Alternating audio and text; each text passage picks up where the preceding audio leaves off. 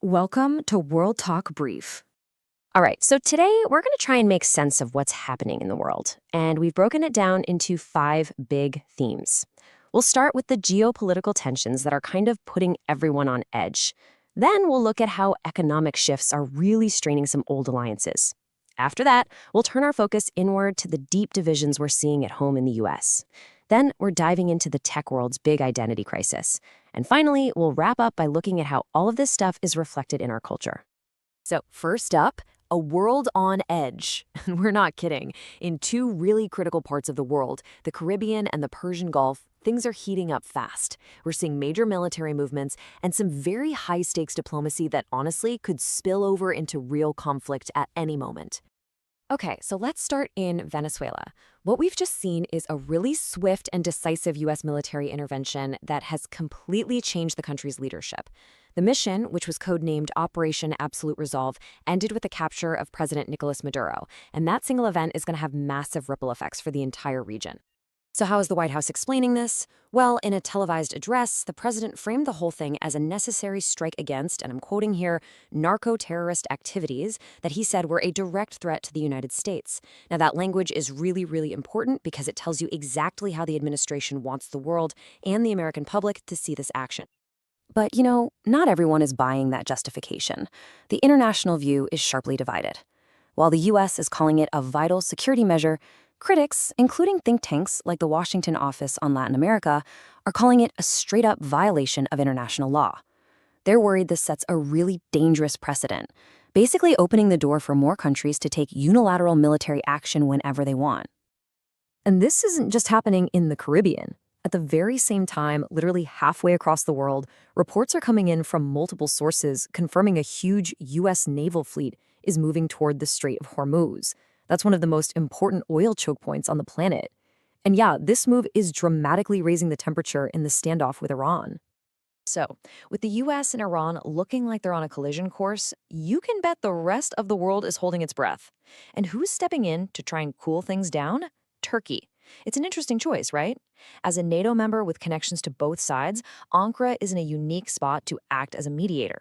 According to reports, Turkish diplomats are working overtime to de-escalate this thing before it's too late. Now, you have to understand, these military moves, they're not happening in a bubble. They are deeply connected to a massive global economic power struggle that's really testing some historic alliances. And to get a handle on that, we've got to look at what's happening in Davos at the World Economic Forum. Okay, so the one word you're hearing over and over again at Davos this year: protectionism. It sounds complicated, but it's a pretty simple idea, really. It's just when a country tries to protect its own industries from foreign competition by using things like tariffs or taxes on imported goods. And this one concept is right at the heart of all the fractures we're seeing.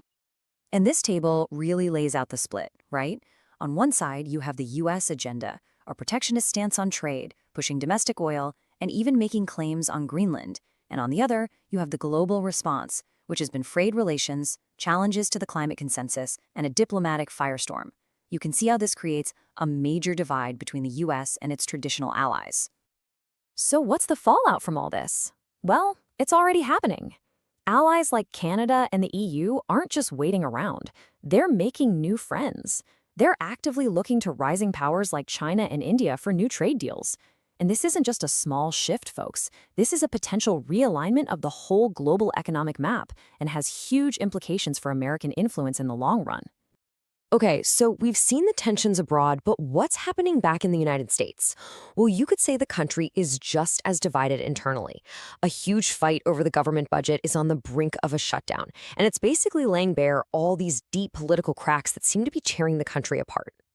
So, what's at the heart of this?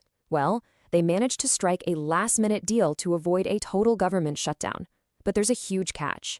The funding for the Department of Homeland Security, and specifically for Immigration and Customs Enforcement, or ICE, was left out.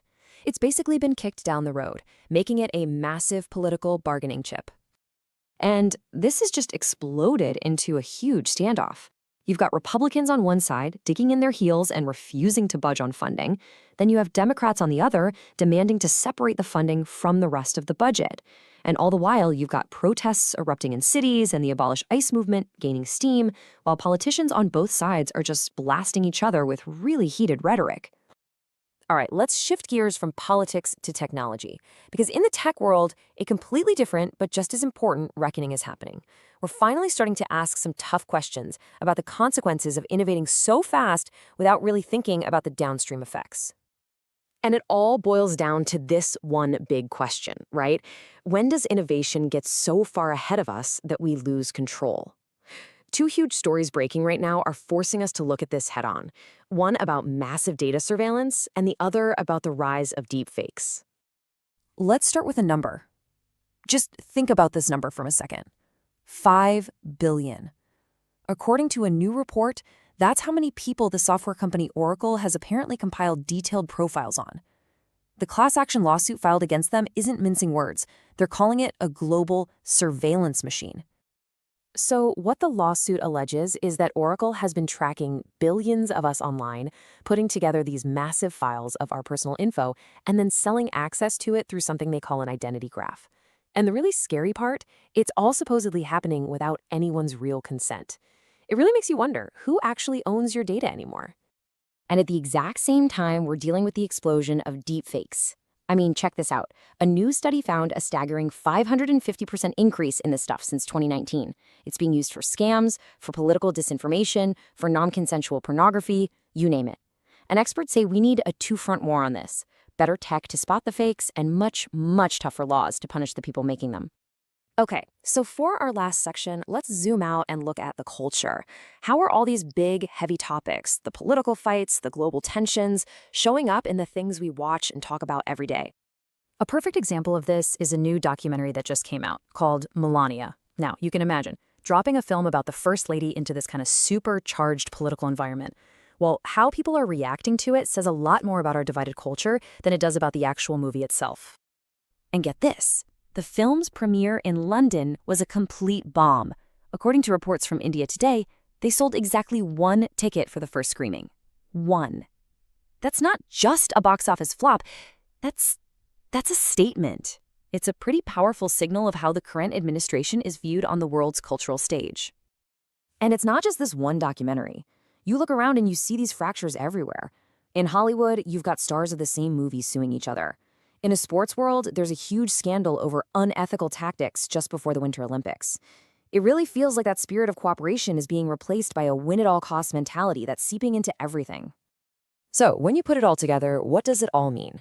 We've got global powers clashing, old friendships between countries falling apart, technology that feels like it's running away from us, and a culture that reflects all that division. It really leaves us with a huge question, doesn't it? Are we watching the messy, chaotic birth of something new? Or are we just watching the old world order break down? Something to think about, for sure. Subscribe to World Talk Brief for more clear, thoughtful explanations. World Talk Brief, news explained without the noise.